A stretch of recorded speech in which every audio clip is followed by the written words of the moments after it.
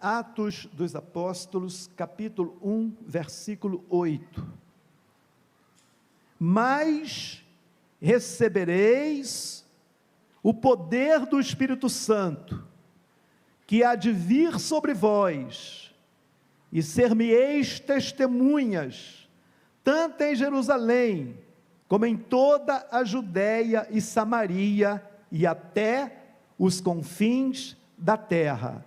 Nosso Deus, nós lemos a Tua palavra, Pai querido, e nós precisamos da Tua ajuda agora. Ó Deus, que o Senhor nos dirija pelo Teu Espírito Santo que habita em mim, e que a Tua palavra possa, ó Deus, frutificar nesta noite. Visitas o Teu povo nesta hora, e que nada roube o pensamento, ó Deus, a atenção para a Tua palavra. Deus, então, nos capacitas nesta hora, no nome do Senhor Jesus, amém. Amém? Gente, nós vivemos numa época onde os valores judaicos cristãos têm sido totalmente destruídos pelos rudimentos do pós-modernismo. E o que é o pós-modernismo? É um movimento pós-industrial de mudanças significativas nas tendências artísticas, filosóficas, sociológicas e científicas.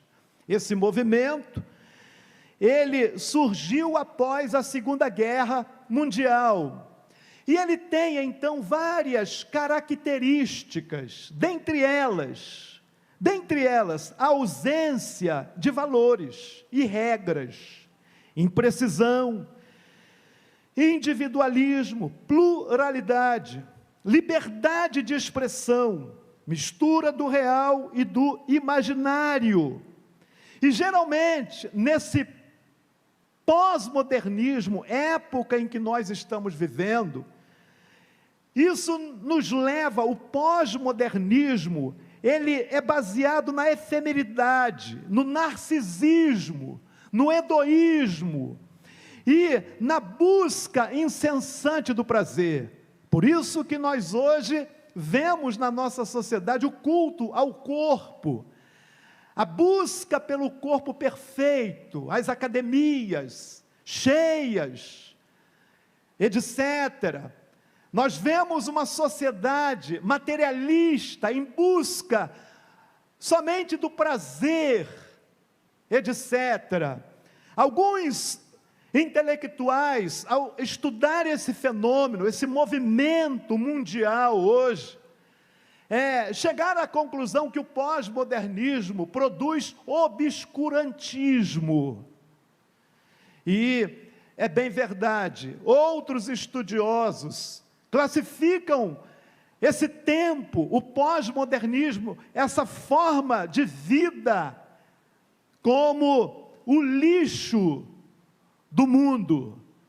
E aí, meus irmãos, um outro aspecto dentro do pós-modernismo é a questão do método crítico. O método crítico hoje é enfatizado tanto no ensino médio e nas universidades.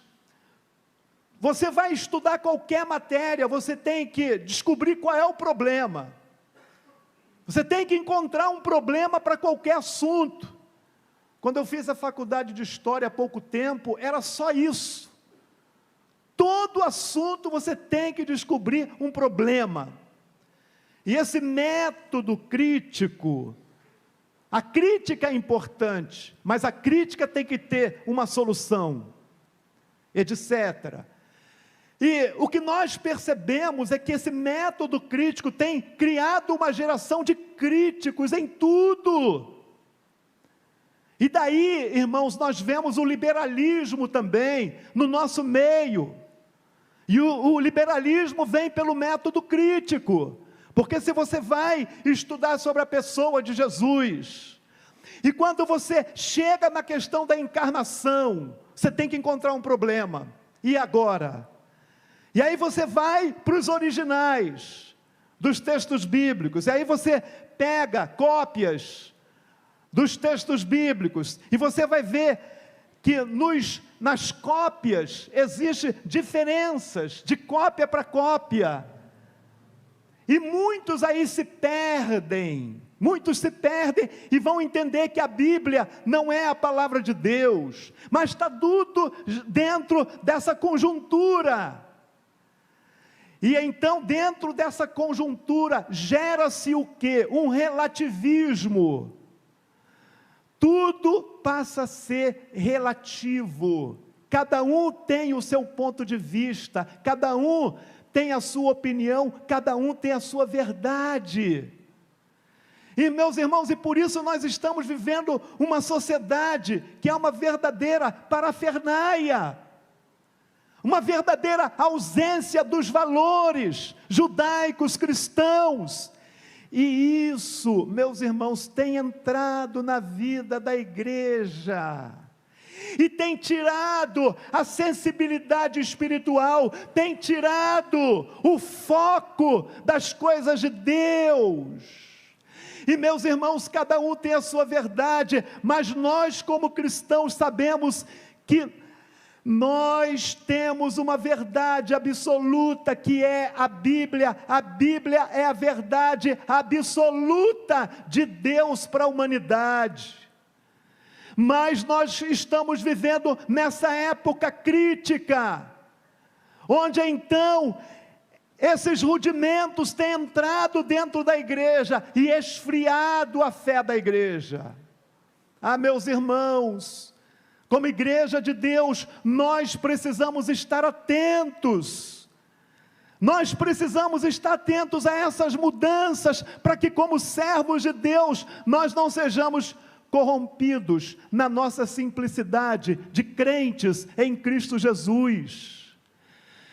E nós então, quando vamos observar a Bíblia, meu irmão, minha irmã, nós vamos ficar encantados com as riquezas que Deus tem para nós.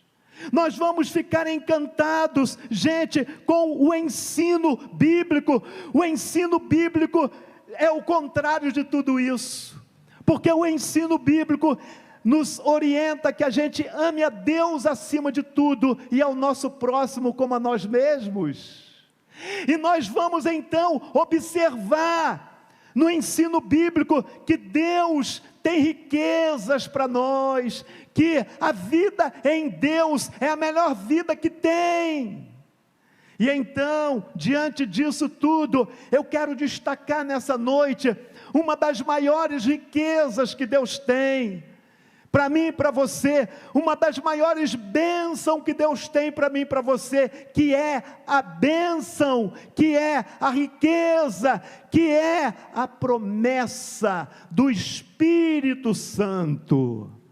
E de acordo com o texto bíblico que eu li para vocês, eu quero destacar então, no contexto bíblico, 4 verdades da promessa do Espírito Santo para a minha vida e para a sua vida nesta noite.